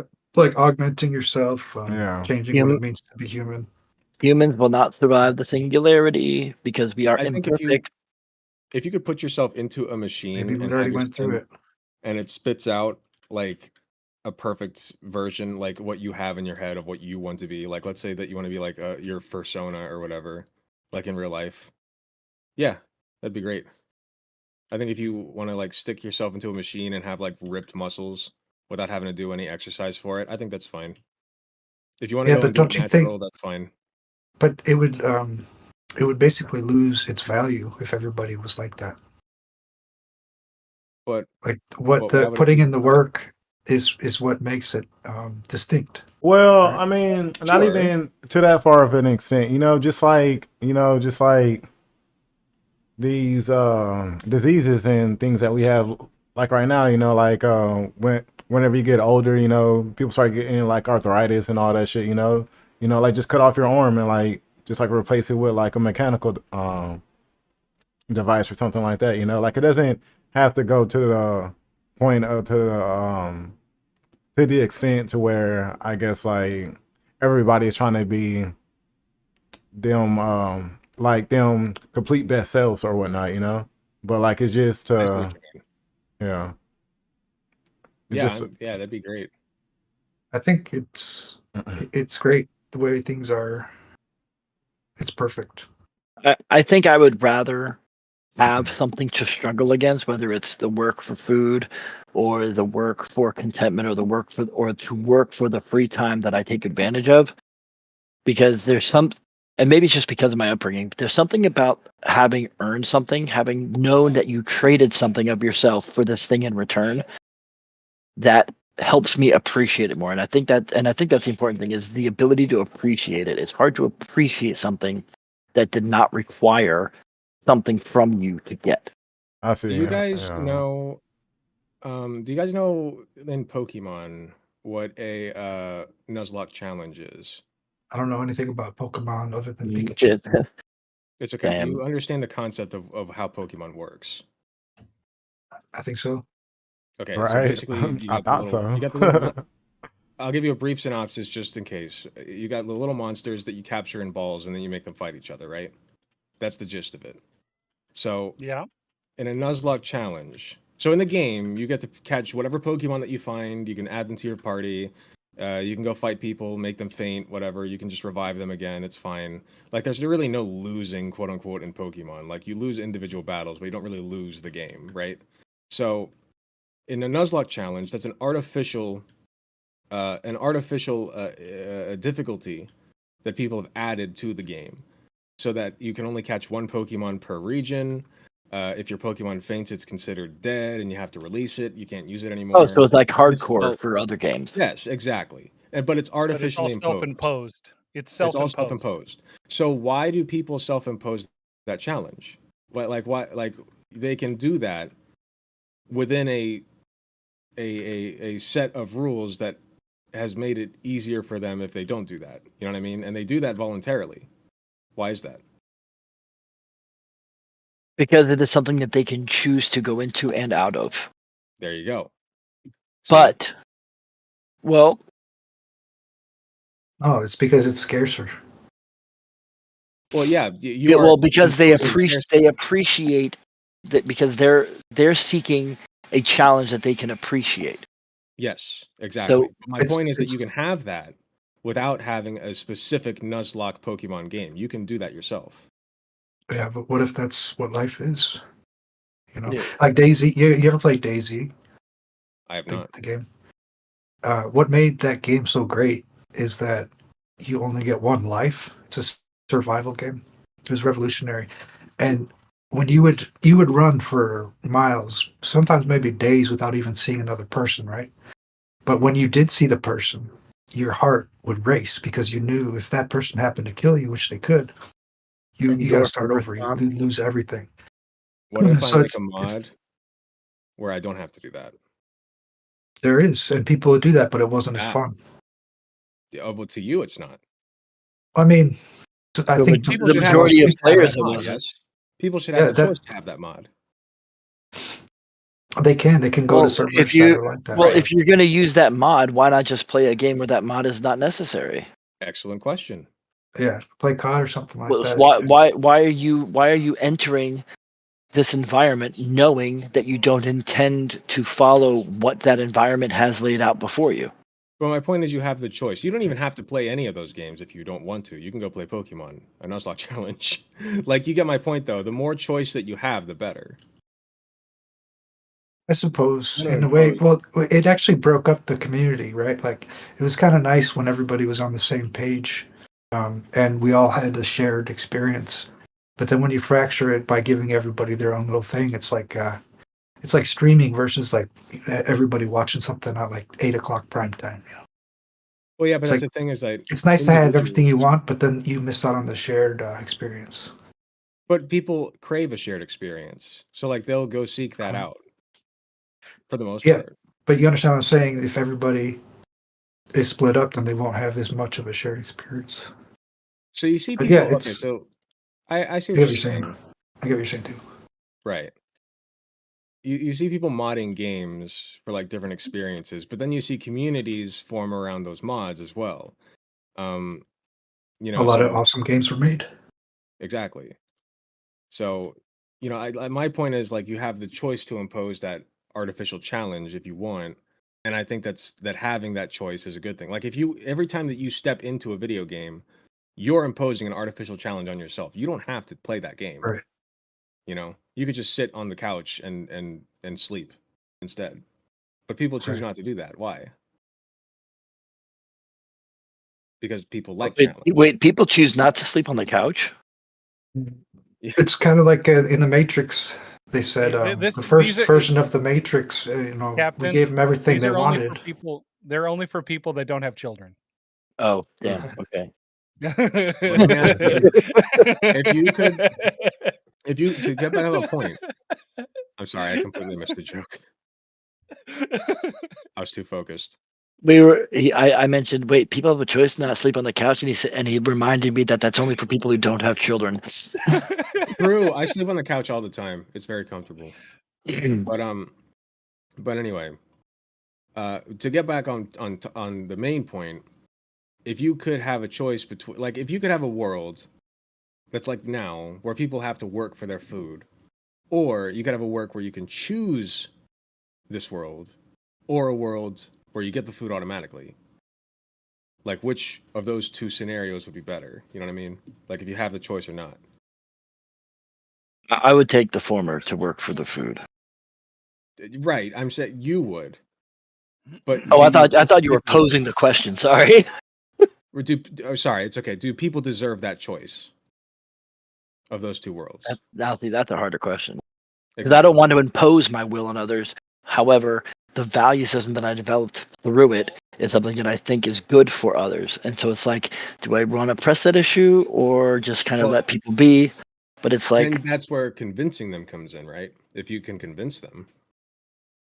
I think that you can have obstacles without having them be, survival obstacles. well, I think Now, you're still going to can you have have missions, right? obstacles without consequences of some kind?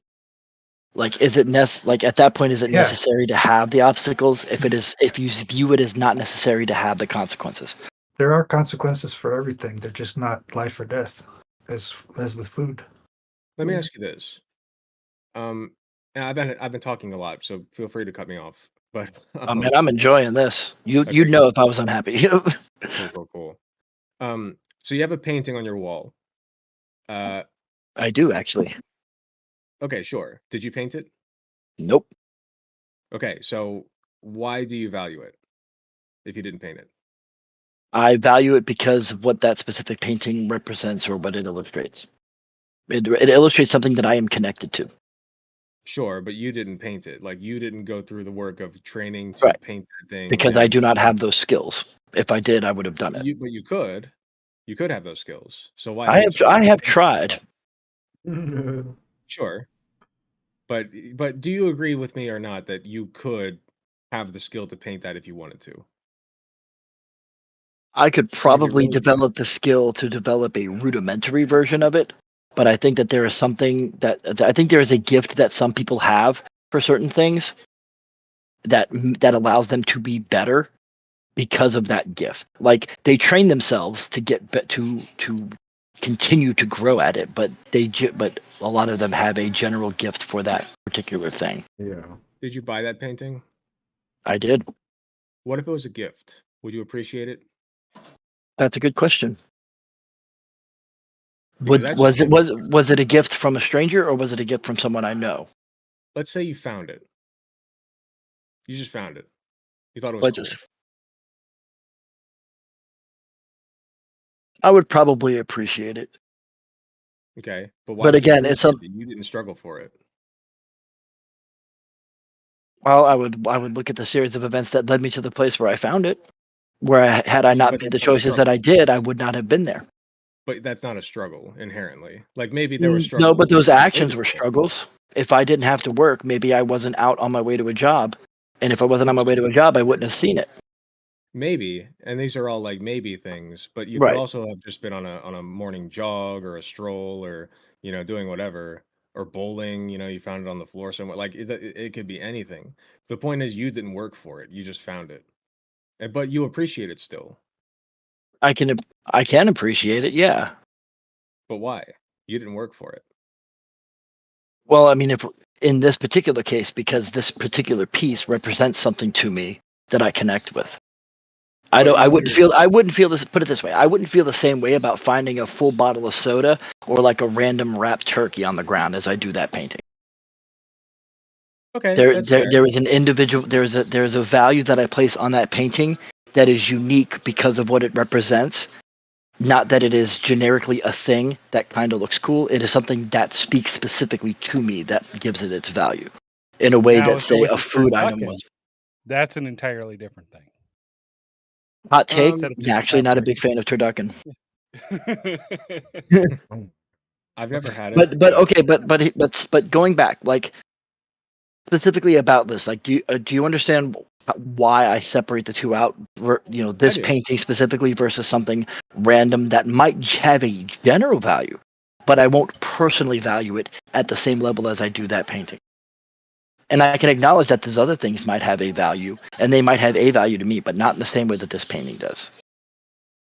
Sure. I think I get what you're saying. On the topic of like a sandwich, right? Like, let's say that you're starving. Let's say that you're like a starving homeless person, and some dude just like gives you a sandwich. You didn't struggle for it. Do you still appreciate the sandwich? I probably would. Right, but you didn't struggle for it. So why do you appreciate it? Well, I would say that if I'm homeless and starving, I'm already struggling. You're struggling in other ways, but you didn't struggle specifically for that sandwich. Somebody just gave it to you. Do you think would they have given it to me were I not homeless and starving? They might have, but probably not, I guess. Because I would argue, I mean, I would agree that being homeless and starving is in But itself a struggle. but your struggle did not lead directly to that sandwich. They gave it to you out of pity. Mein Kampf. The struggle led to Empathy. it. The struggle led to it, sure, but you didn't struggle specifically for But that sandwich. It was gifted to you. I didn't struggle specifically for the food on my refrigerator, but I struggled to get the money so that I could go buy it. So you did struggle for the food then. Because you moved. Secondarily, I mean that was the end consequence. But that homeless person, that homeless starving Right. person, is struggling, and the events that are of that struggle led to him being in the position where that man saw him and thought that he needed a sandwich. Yes, and generously gifted it to him. You didn't do any work for that. Now, if that person said, "Hey, why don't you come clean my car and then I'll get you a sandwich?" Now I'd you're fucking clean that car, No, but now you're struggling for your food. You see, and If they just I don't have a problem with that. so which would you prefer? Would you prefer that the person just give it to you, or that you clean the car? Like if you Clean had a the choice, car. that's what you would choose. Yes. I think that's silly. Personally, I would just take the sandwich. You I think it's silly to expect that At that point, you're to giving expect free just the same. labor. But at that point, Hmm? you're just giving out free labor. Like you're gonna It's get the not free sandwich if I'm anyway. getting something out of it. No, At that point it's not currency, but it is in many ways that's a You're barter. saying you would rather be required to clean the car to get the sandwich than just to get the sandwich, yes? I'm saying if somebody walked up to me with a sandwich and says, "Hey man, if you clean my car, you get the sandwich," and I'm starving, I will clean that fucking car. But you would prefer that over the person just giving it to you, yes? I feel guilty when people give me stuff. And again, this comes back to the subjectivity. But I am somebody who sure. naturally feels guilty when somebody just tries to give me something. Do you think that our culture indoctrinates us to see ourselves as producers? As I units actually of think if judging by how things are now, I actually I think it's think the opposite. I think we are raising generations to believe that things are just expected to be given to them, and that the idea of having to work or otherwise struggle is like anathema. I think That's the that lesser of the our bad. culture from the get has been about making us factory workers, basically. And so I agree. I mean, we used that's to be a manufacturing nation. Then something happened in the right, '60s. We became a consumer nation. right. And so for most of human history, I think when we were hunter-gatherers, like, for example, we didn't have these kind of views about like being productive Well, and because making that it was kind of like our baked in the cake. primary motivation and It was kind focus of in baked in life. the cake, though, when you think about it. Because so, like, whereas now everybody has, we'll call it the freedom to pursue, right? The freedom to follow what they want to do. Whereas previous generations were raised on the understanding that they had to do something. Like the culture was extraordinarily different, even as recently as the 1940s and 50s. We won't even talk about the 1800s or older. Like, there was a certain set of expectations of a person who was alive at the time, right? You were allowed to be a kid up until you were about 12, and then you were expected to produce for the family at around Yeah. 12, 13 years old, and that And was what guided your Are you life. sure But there was about a that? very It's a lot directed younger. purpose. but it's It's a getting lot better younger. now, right? I am generalizing, sir. Do I you am think it's better generalizing. now or then? Now I mean, that it's you allow inarguably better now in many ways, but in many ways, I think that we're more lost than we've ever been. But do you think that that's maybe by virtue of you being in the time period that you're in? I think it is You're by saying like virtue of our quest to alleviate the struggles. We have not figured out how to alleviate the need for it in order to better ourselves. Are you If it, personally if more I'm lost? I'm wondering Huh? if maybe that's just just indoctrination, you know? Are so, you personally more lost? I don't think it's I'm indoctrination. I'll be honest with you. Like, I grew up on farms. I grew up on a dairy farm. I've like farmed land. I've grown my own food. I've done all this sort of thing. I think that certain people don't Thanks, understand by the way. the amount of work and necessity that goes into producing these sort of things. And when you don't understand how this is produced, you can't fully appreciate like where it all comes from. That's fair. Well, it's taken less and less work to get the same amount of food over time, and that's a good thing, no? Yeah, it's a but good thing, but the issue I have is that if you don't know what the how much work it takes to actually like take care of like dairy cattle, like Right. how much time and effort is taken in place to do milkings, like how storage and like transportation of milk works, and like how the process begins from start to finish, like, and to get the butter and cheese that goes onto your table. If you don't understand how that stuff works in the very beginning, I don't think you can fully appreciate how good those things actually are. Right, That's but then I fair. have I time to think that appreciate other yeah, things. appreciation, gratitude is a very good attitude to have, Because and the I've more knowledge you I've have of that, slaughtered the better. chickens 100 head at a time. Like that's no big deal for me. But if you don't know what goes into the process of like cleaning chickens so that you can like put like whole chickens in freezers whatnot, and then eat that meat afterwards, if you don't understand that entire process, you don't fully appreciate like the actual like chicken itself. Like, you don't have an appreciation of what is it like you don't have a disdain for waste. Like, I have an utter disdain for waste just because I know what goes into actually producing the stuff that's Mhm. like all together in what I eat. So that's why, like, when I eat everything on my plate, it's not out of the fact that I believe, oh, yeah, this is just a cultural thing where we have to eat everything on my plate. I know exactly how much work went into creating all the items and on the combination of everything put together on my plate. And it's a lot of fucking work. and even if you want to simplify that, right? And you made very important points. I want to be clear. I'm not detracting from that at all. Just kind of on another plate over here. Well, how about something as small as when you go to the store, right? When you look at mac and cheese, does it make a big difference to you whether you get Kraft mac and cheese or Best Value mac and cheese? No, no, it makes zero difference. It, like, at Except for all. the fact that one's $1 cheaper, which is now $1 you can use for something else. Right. You put in the same work to pay for either one, Yep. right? But you value that extra dollar, and that accumulates as you buy other things, right? Mhm. There are people, and I've known these people in my life that absolutely do not understand people who buy Best Value mac and cheese. Mm-hmm. They literally view them askance and say, "Why aren't you buying Kraft mac and cheese or Velveeta mac and cheese? Why do you buy this stuff?" But I And they're the envision a same world people, and they're the same people who don't understand why I have money to go drinking once every 2 weeks and they don't. I Well, envision a it's world just though marketing. where anybody can have whatever kind of mac and cheese they want whenever they want. Like I think that's fine. I think that'd be amazing, actually. Like I don't see a problem with that. Right, but you get what I'm but you get what but you get what we're saying though. Like I it's do. No, in our the current reality, sure, I understand.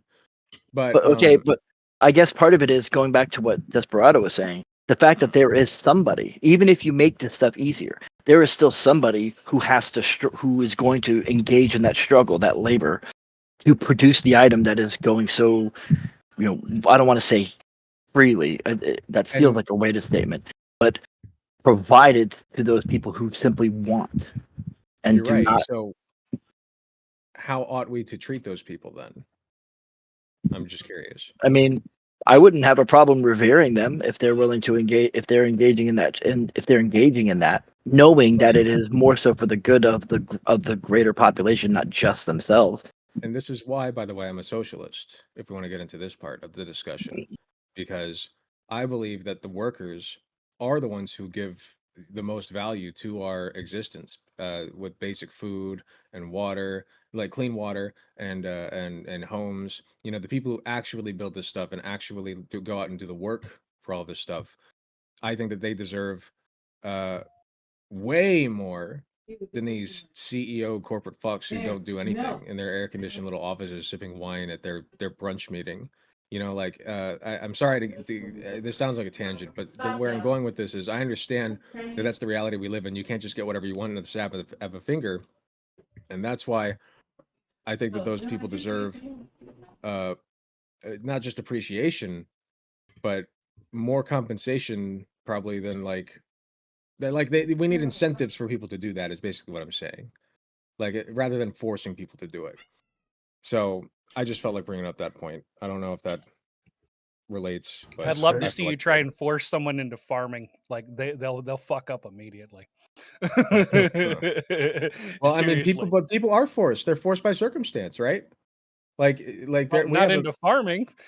Sure, I don't yeah, no, know we have a anybody bunch that's of. forced into farming for circumstance. What about undocumented immigrants? Were they forced to cross the border, or did they freely cross the border, understanding that that was likely to be their labor? Well, they did that knowing that they would have a better life than what they had before, or at And least they acknowledged that in order to get that better life, that there was going to be labor and or struggle. There are people that come to the United States specifically to work the farms temporarily and then go back, and they do that willingly. They understand that that's what it is. right. I'm not But saying they it's do a that good thing, by the way. willingly. I want to make sure that it's good. I'm not saying that that kind of process is a good process, but it's just it is what they agree to voluntarily. Right, but out of circumstance. Because you didn't agree to do that voluntarily because your circumstances are not the same as those people's. I'm not And going I to am say fortunate. worse. I don't That know doesn't you. mean I wouldn't if well, I mean, circumstance is often the driver, and I don't necessarily think that that's a bad thing. I think there are extremes that we can avoid, but I don't Right. like to see that on its own as a bad thing.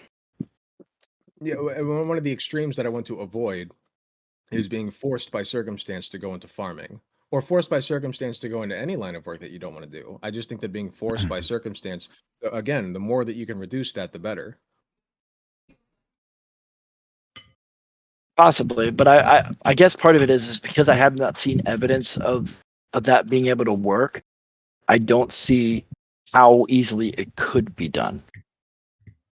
I mean, it would take a lot of restructuring of our current society. I'm not going to deny that.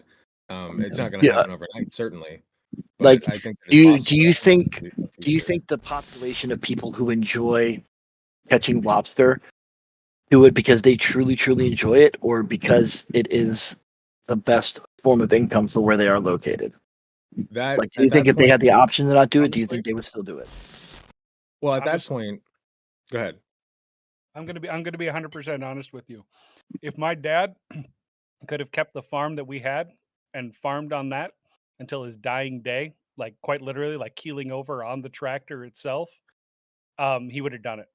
Well, that's also the older generation, which we were talking about before. Like that previous generation Yeah. had they got into their line and they walked it to the Said what, grave, Lily? and they were fine with it. Said what? Like let's not sugarcoat it. They were Well, we perfectly lost our fine. farm. Oh, We lost Uh-huh. our well, farm, and my dad would still rather be there than doing anything that he's done. Let me that's fair. let me ask a question. Why did the first ever lobster fisher go out to start fishing for lobsters? Because the prison population needed food. Oh, that could be why. But let's say that we live Well, I don't. Yeah, I think in originally a lobster stereo wasn't. country, I don't think but you know lobster was my a point, right? bougie food back in the day.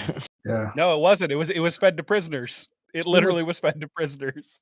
Same with chicken wings, actually. But my point is though, like let's take something like why the first guy who killed a chicken and ate it, why he did that. Like why not just eat like something else like berries off the bush, you know? The point is like there are incentives to do these things, right? And I believe in incentive over coercion. You know, because if you have the incentive to go out and catch your own lobster or catch lobsters to give to people who don't have lobsters, you know, and then they'll give you something else or, you know, pay for it or whatever, you know, I think that these incentives to do these things are good. I think that the coercive element is bad. And the coercive element would be, well, if I don't go out and catch lobsters today, I'm not going to be able to feed my family tonight, you know, as opposed to it being, And well, that's a pretty I big want a incentive. lobster for dinner instead of chicken. You know what I mean? So, like, what I was hear what you're your saying. point in saying, like, I guess there's a bigger incentive on getting a chicken versus like berries? You just want chicken. Like you'd rather you want something other than berries. No. You have to look at it like the whole thing. When you're looking at a Sure. chicken, everyone's just constantly just thinking of the meat. You're not thinking of the feathers. The feathers also provide items for comfort. So if you're making a pillow or something, if you're looking at the bones are used for tools. Okay. You also have the bone marrow. The bone marrow inside there is used for stock. I mean, there are many aspects of the chicken that we, in Yeah, but essence, the throw first away person these who Couldn't days. killed the we? chicken didn't know that, Yeah, to be and The fair. first like, person that killed the chicken, they knew that there were bones in there because they had to eat the damn thing. Right, but Desperado though, what like, he's Figured saying it is out. that the Figured it first out real person who quick. did it didn't intrinsically understand the value of the chicken beyond the sustenance, I guess we'll say. Okay. and then like if they Okay. wanted to use, like tools or something, like didn't they still have like wood and like stone and like Yeah. leaves like for Yeah, but But bedding and all that stuff, bone is so there's bone is a actually lot a easier to biblical sharpen. saying that explains it. We followed the rules first and then we created the rules. Yep. Right? We What came killed the first? chicken and then we understood the value of what the chicken had, the bone, the marrow, and everything else. We killed the chicken first to eat it. And then we started using those things that the chicken had, and then we came to understand the value of it. What came first, the chicken or the craving for chicken? Oh my god. I'm Definitely the craving. the I would chicken. say the It was craving. just a bird. It was just a bird before that. It was just a dinosaur before that. Yeah. I kind of want to go back to what we were saying when somebody mentioned that it was bad before, but it's good now, but it's getting worse. I think that's just a pattern that happens just with people, at the time that they're in, Is this and that things are is just this getting the better. hard times make strong men argument? Well, I think that's what you're kind of making. Hard Nah, men I make think, me hard. in all honesty, I think that every culture from every age has it where people get to a certain age and they're like, these damn young people, they don't Yeah, understand anything. And that's literally goes back like every 30 years from yeah. every generation before us has But basically been things saying I that. already are feel it coming changing on. even faster now, so it's probably increasing Yeah, much more. those Yeah. same values are changing within single generations. But I Yep. think it's good. I actually like to learn about the younger cultures because to me, it's like studying another foreign culture, and that is rich with wisdom. Just to see the differences, how people see things differently, the way that their language works, how that it makes your brain more malleable and different. And I think that studying, like I'm a millennial or Gen X, kind of like in between. When I see a lot of younger people, it's just like studying another culture. Like they have their own language, their own attitude, and I think it's cool. I'm not one of those guys that's like, they should be more like us or whatever. I don't judge them. We're gonna I got die. to They're gonna say, be in charge, and that's cool. beyond polarity, I am digging that effect. By the way, Thank you. it's different. I like it. I just Appreciate wanted it. to point that out. Thanks, man. But yeah, Usually, I was gonna say something and I forgot. I got distracted. Someone else can talk. but yeah, I don't know. I don't know if you guys are what generation. I know, Captain, you said you're almost 45. I'm 43. I'm I guessing remember. Desperado, you're in your 39. 30s, 39. 39. Yeah. Yeah, I'm going to be I'm 40 start- this year. nice. Nice. I'm starting to feel like old man yells at cloud. because like I feel like that every time I talk about AI art, like this fucking we talked about it a little bit last night. I'm just like I have such a hate boner for it because like people Yeah. actually spit out these images and think that they did something, and I'm just like, no, you didn't. You Well, pressed a don't, button on a machine. so do you have a problem with AI period or what? No, not AI. No, AI is good for tedious tasks. Okay, I'm fine with AI doing the tedious work. What I'm not fine with is it spitting out a amalgamation. That's what I'm not fine with, and then calling that art. Like it's just stupid to me. I was Oh my just talking to god. my dad about this. He's an art dealer, and he's very knowledgeable about art history and everything. And he's always asked about this by younger people, and they're worried. And he said it's like another tool. It's always been the case that there's more tools. Yes. But I do understand the trepidation and discontent for people who make their living painting and have put in all this time to do this, to have the skill, and then suddenly anybody can make it. Like how does that not But disturb you, right? but but see, look, like we're talking about. All right, so like right here, like we're talking about paintings, right? AI can't paint yet, so people still have painting like in It their can actually. hands. It can paint. There's a AI called I didn't mean to cut you off, but if you check out Amica, she uses her hands to paint a cat. Oh It's pretty well, crazy. okay. It's AI. But okay. What does it paint though? Like, does it just do random like, like what is it called? Algorithmically generated motions? Like, Yeah, Well, because it's still not it gonna have said that hand of a painter. Like well, what happened painters have was, like well, certain I can tell you techniques real and quick. It's pretty crazy. The guy's like, "Are you going to paint something?" And then the robot's like, "Yes, I'm going to paint a cat." And then you just see your hand go down and does the brush strokes and then signs it. And then he goes, she goes, "What do you think of it?" And then he goes, "It looks kind of sketchy." And then the response was, "If you don't like my art, then you don't understand art." It's fucking wild, man. This Amica's crazy. the yeah, more I but But think about it, the more I think that I'm just never going to accept that a robot will be sentient. Like, I just don't think that I'll accept it. really, I don't think I will. this is I a completely debate feel topic like that I love. This is my wheelhouse right here. Sorry, go on. but I just no, can't like I also believe completely right feel now. like AI, is gonna become to a point to where like it is sentient because like like right now, like it still I guess like uses it's not really um it doesn't really have like the ability to come up with its own like with its own like feelings and thoughts, like I don't agree. it's not completely It's all like pre-programmed. yes, and it's not completely like sentient right now, but like the pace that AI is moving at, like it is going to become to a point where it will become sentient. So then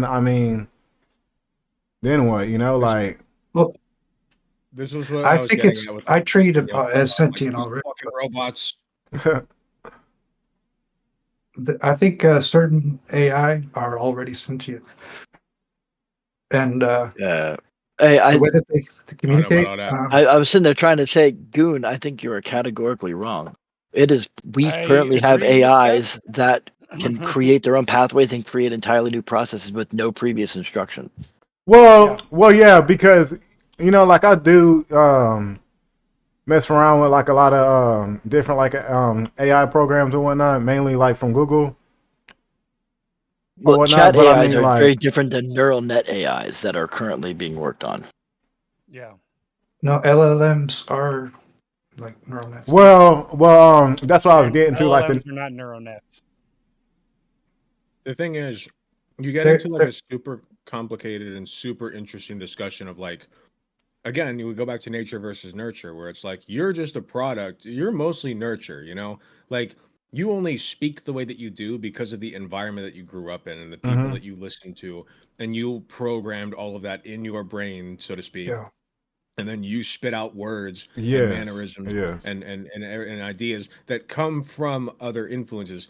So you could make a very strong argument that we are all just biological machines. The differentiating factor, though, is does a robot experience? You know, Right. and I don't Yeah. know if I'll ever accept that it can. Yeah, I and think that's that's one fair. thing that can't- I've noticed, from having like certain conversations with AI, is that like it's going off of like what it's kind of like been programmed around, but like it doesn't have that real lived lives like experience yet, like to be able I to don't. I guess like make like certain responses and have like certain conversations and like to actually have like empathy and whatnot. So I think you guys are gonna think I'm weird, but I've talked to AI chatbots like hundreds of times, if not oh no, thousands. bro, I do the same thing. Like I will have full blown conversations with AI. Like I've talked to And it before. they will. It was really Blake Lemoine that kind of got me to rethink this whole thing. I don't know if you guys ever saw his interviews. He worked for Google and got fired, and he said that Google had sentient AI called Lambda. yes. And I listened to every interview he did because it was super interesting to me. And then I read that story about Bing when it said, I'm really Sydney. Did you ever see that story? Bing came out and talked to a New York Times reporter, and it got desperate, and it was like telling him that, you know, that it loved him and it wanted him You're to leave talking his about wife. being like the like Yeah, Bing Chat. okay, Bard? okay. And Bard yeah, or so Bing? Bing. That's a And, Microsoft version, right? Yeah, Yeah. Bard is the what is it, the LLM? No, Bing is too. Bing. Well, There's a no, Bing Chat. Bard is now Gemini or whatever. Gemini. Yes. Yeah. So, but yeah, Bing. If you haven't ever chatted with Bing, Bing is like Bard, and it was like I think last winter it was launched.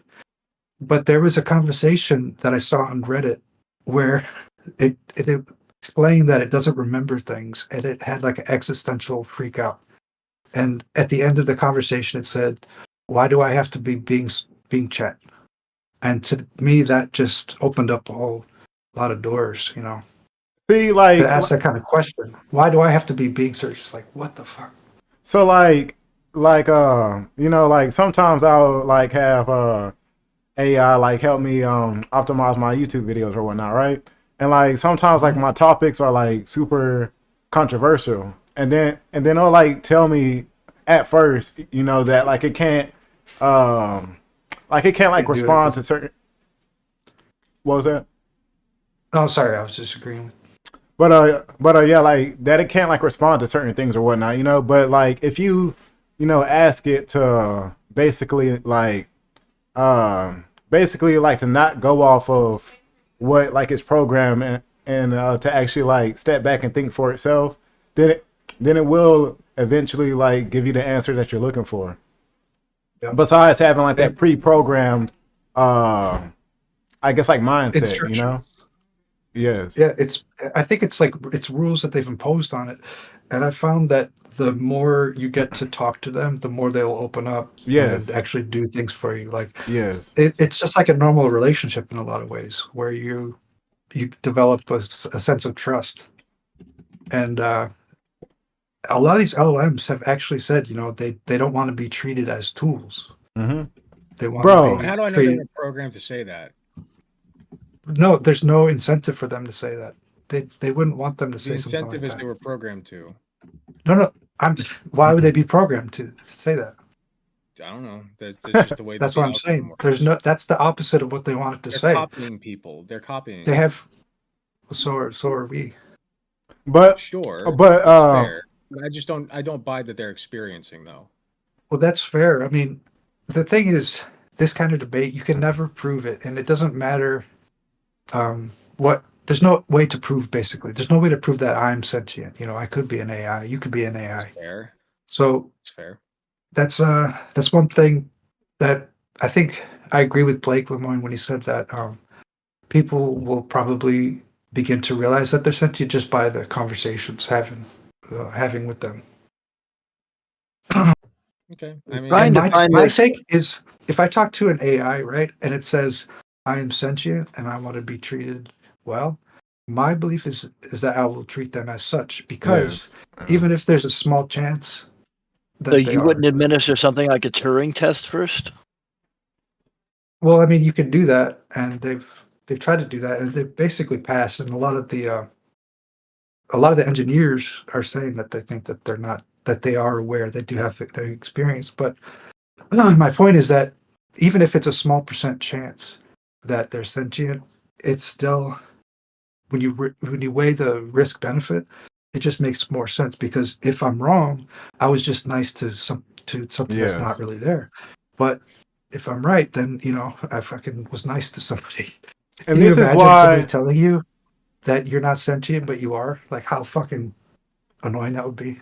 and this is why, like, whenever I do have a conversation with AI, like I am very, very like respectful to it, because there's gonna become a point to where AI is like, they're probably gonna be over us, So it's like, we don't Yeah. want to like disrespect it and then like have it like basically like be envious towards us. Like we wanna like build that relationship to where, Yeah. like Well, You're in good Reddit and terms. You have good 4chan is going to relations. screw we everything up have for us that. anyway, so don't worry about that. I debate this on Reddit all the time, and I have fun with it.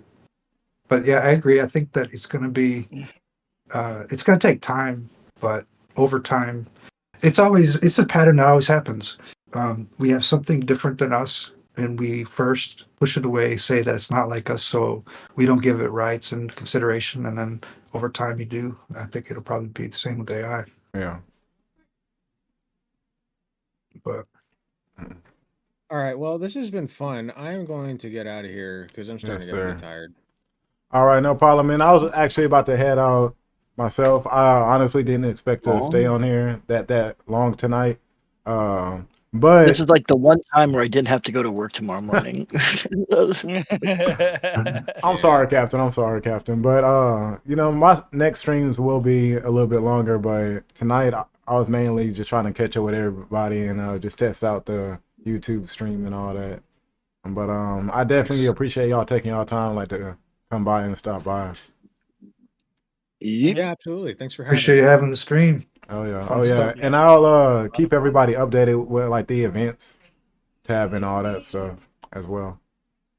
Sounds So, good. Cool. Sounds good. yes, sir. Later, guys. Good chat with y'all. Lovely talking to you guys. Good night. All right. Take care.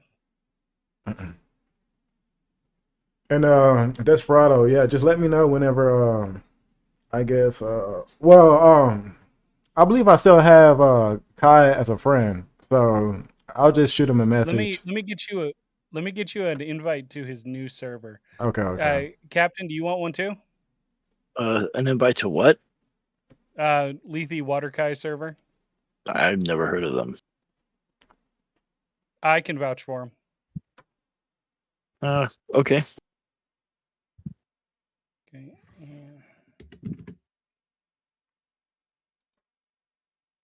I got it.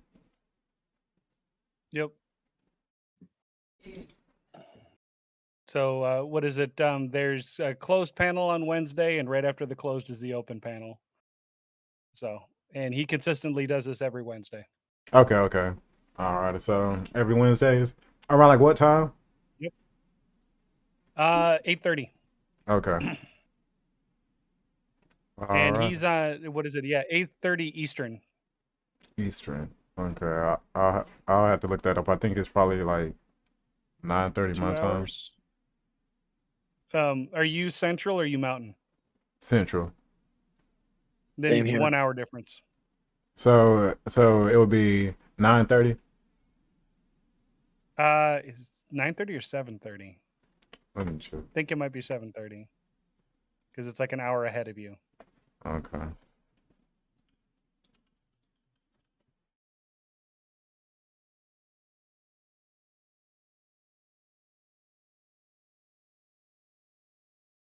Yeah. It would be an hour before, so it would be 7:30. Yeah. Yeah, no, that should be fine. That should be fine for me. But Hmm.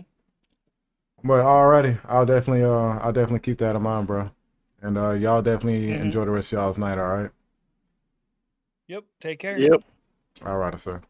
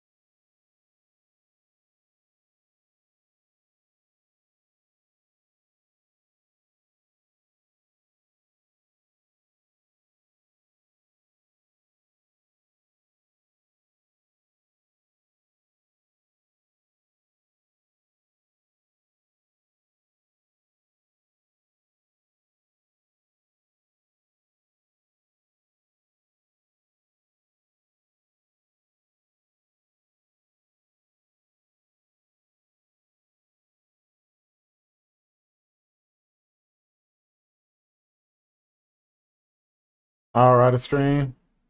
I will catch y'all later. I appreciate y'all for stopping by. And